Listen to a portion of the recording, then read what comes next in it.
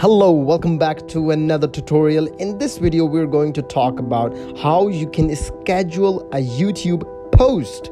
For that, what you have to do, go on the picture and click on it and go to your channel.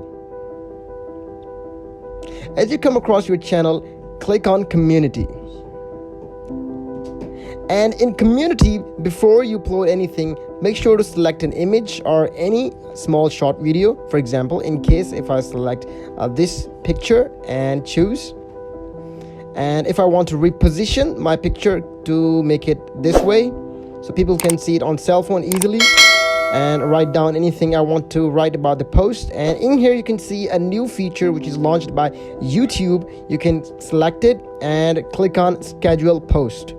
And as you click on schedule post, you can select whatever time you want. For example, 23rd, if you want to this post to be released on 23rd. And in here you can select time, and this is the local time, so don't worry to change it. So leave it as it is and select the time and post it as a schedule, and click on it. Automatically your post is scheduled for uploading, and you can see that schedule post in here. And you can also delete that scheduled post by just going to click on these three dots and delete it.